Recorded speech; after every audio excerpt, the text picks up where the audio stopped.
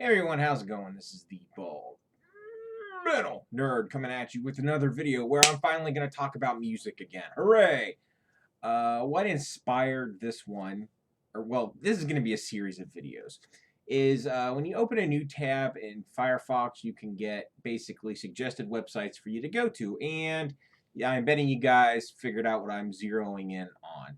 We're going to be taking a look at an article in pieces. We're going to be doing it, I say 20 albums at a time. That way, this doesn't turn into an hour-long video.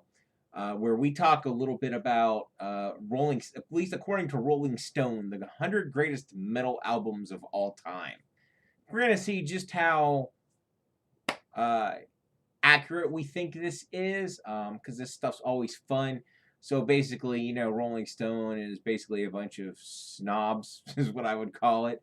Uh, I'm not being too kind, but I'm not a big fan of their magazine in general. But anyway, let's dive right into this. And by the way, I will link in the video description below if you want to read this wonderful article for yourself. So let's just dive in real quick here. So it gives this long kind of intro.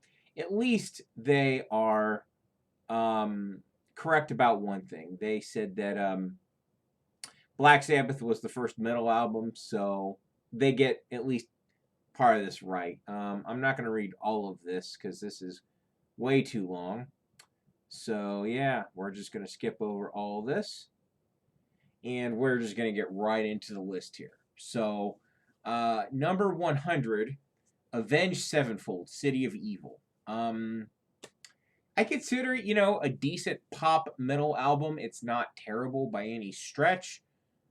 But I don't really feel Avenged Sevenfold belongs on this list. I mean, they're okay, but have they made one of the 100 greatest metal albums of all time? Absolutely not. And I feel exactly the same way about the next album, which is Evanescence Fallen. Same thing, right? Decent pop metal. It's not bad, but it certainly does not belong on this list, especially, period. Doesn't matter that they're low on the list. It just shouldn't be here. So we're moving on to number 98. Now, I don't know if this band is called Sun or Sun O. Whatever. I tried listening to this, and I absolutely hated it. It was just droning doom metal. Just yeah, not good. It was not fun to listen to. I tried listening to a couple of their albums, and to me, it's just I feel that they threw this in here just because, I don't know, like they're trying to impress like people who are even nerdier into music than I am. So there's how I feel about that band. Next band here, Gojira. Do they belong on this list? I really like Gojira. They're one of my. I like them quite a bit. So, I can kind of see why they made it, but but I would just call them very good death metal, right? I don't disagree with them being on the list, but I'm not over the moon about it either. So, whatever. Moving on to number 96, Kelver Tack. I gave that a listen, and it sounded to me like death metal with a lot of other ingredients. It's innovative, but I'm not sure that it belongs on this list. I didn't hate it. I didn't love it. Now, some of this stuff I wasn't familiar with at all. The two so far that I wasn't familiar with, I guess I should speak up every time I didn't know the music before I reviewed this list. I didn't know Sun, and I didn't really know Kelver Tack either. So, yeah, the other stuff so far, I knew it. Okay, so moving on. What's number 95? Dream Theater. I think it's a great album. It's not my personal favorite Dream Theater album.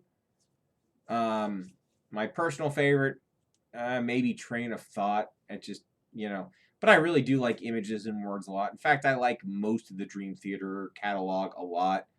Um, if they made the list, I guess this is as good of an album as any to throw on there. So there you go. None of these things are like ringing endorsements yet of like, yeah, I can absolutely see why this made the list. A lot of these I'm just kind of like, okay. So anyway, moving on. 94, Deaf Heaven. Um, I've heard them before, but I wasn't really familiar with them. So I decided to try to give them another because I remember listening to them before and not liking them. So I figured, oh, I'll give it another try.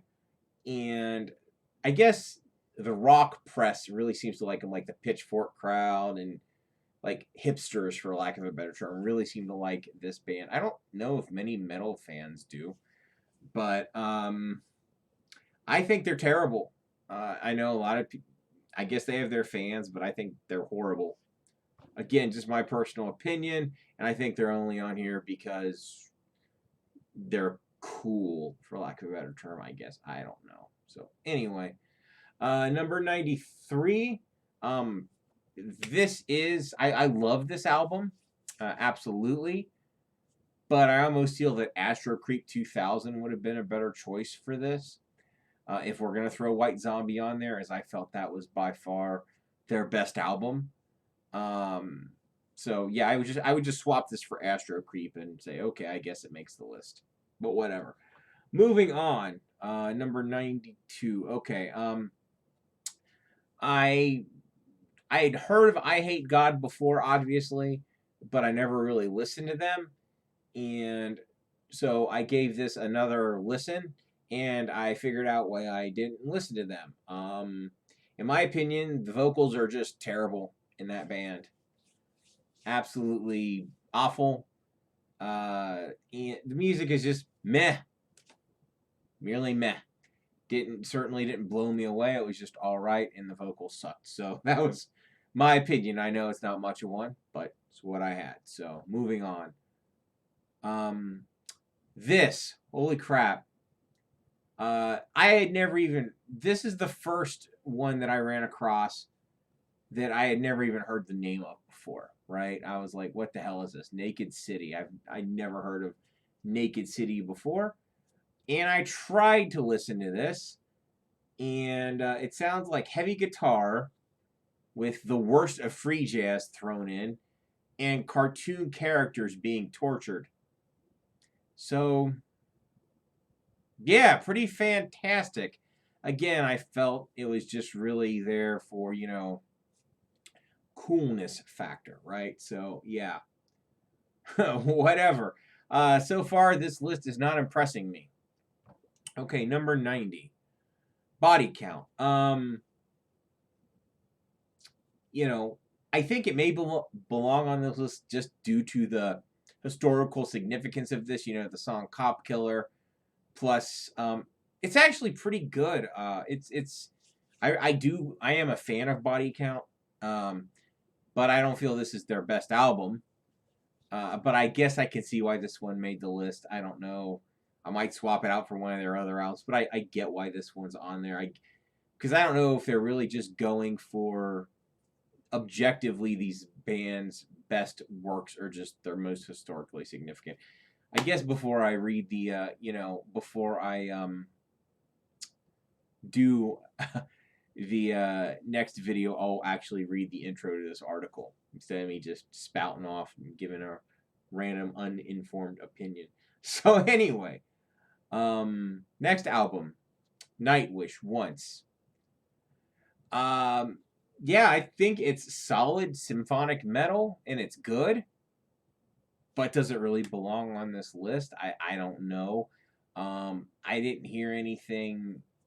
I've listened to Nightwish off and on, but I've never heard anything incredibly innovative about it, right? It's solid symphonic metal, but it's not. I don't know. Whatever. I'm sure Mr. Finglish probably has a pretty good opinion about this one. So if you're watching this, throw down in the comments what you think about that. So moving on. Number 88, Pig Destroyer, Terrifier. I had heard of the band before, never really listened to them. Gave it a try. I guess I just don't like grindcore. Which I just guess I hate. I hate it. I'm sure someone likes it, but to me it just sounded like utter crap. Couldn't stand it. So there you go. Moving on. Manowar, Hail to England. Manowar is not really my cup of tea, but they did have an impact on the genre overall. They are important in a lot of ways, so I can see why this made the list, even though it's not my favorite thing ever. So there's that. That's all I gotta say about Manowar's Hail to England. Okay, so 86, Lamb of God, As the Palaces Burn. Again, this one does make sense to be on the album or on here.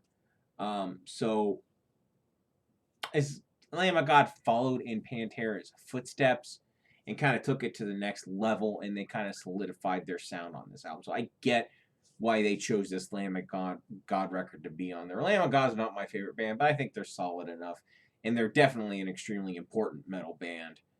So I get why they're on here. So moving on. Darkthrone, Transylvania, and Hunger. 94 black metal. By this time, it was a really established genre.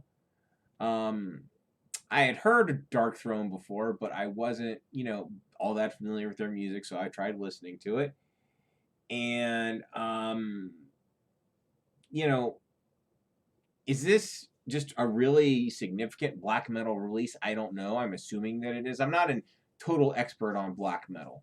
But listening to it, it just sounded kind of like run-of-the-mill black metal with really bad production. I mean, I've heard far, far better black metal from a lot of other bands, that actually do make this list later on.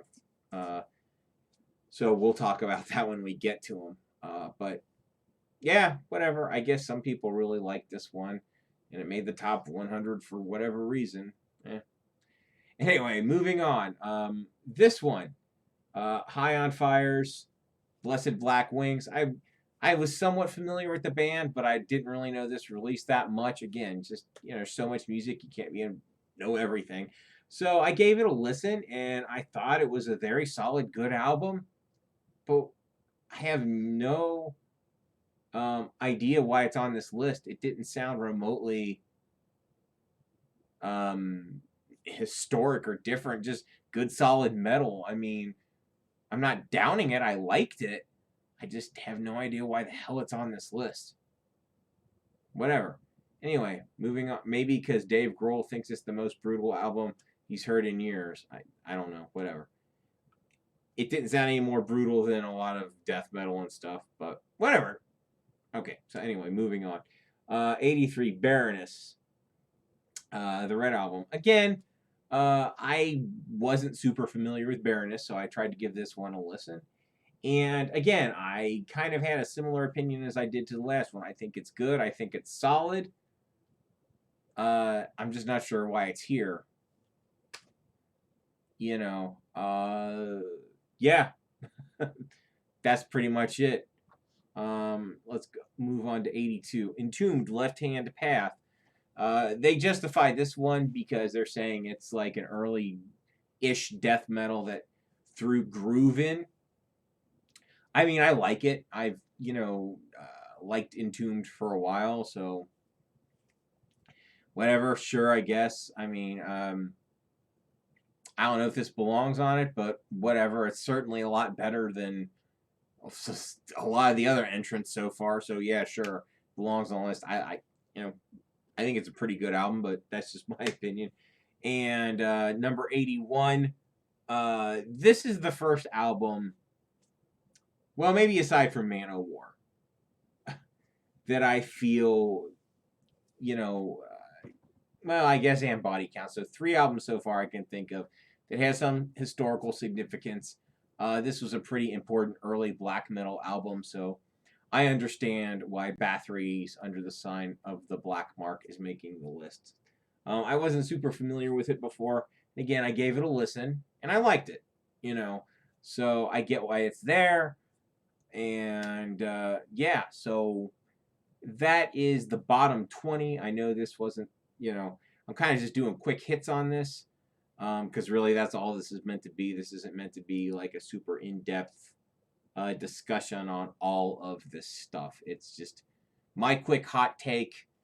Because if I did a really long talk on this, these videos would be God knows how long. And I've already gone 15 minutes just talking about the first 20. And yeah. So anyway, that wraps it up for this one. I'll be recording, I guess, probably one a day of these, just talking about the next 20 on this list. And I will link in the description below for the article. So anyway, that's pretty much it. It's 1 a.m. here as I'm recording this. I'll upload it sometime tomorrow. So anyway, I hope you guys liked this. And I think at the end I will probably do a spreadsheet. So I'll do a series of videos. I'll do the 100 albums, talk about them, my opinion of them, more or less, and then I'll do a score at the end, and I'll judge for myself how on or off the mark I thought all this was. So that's basically it. Thanks so much for watching. As always, live long and prosper. Keep on rocking.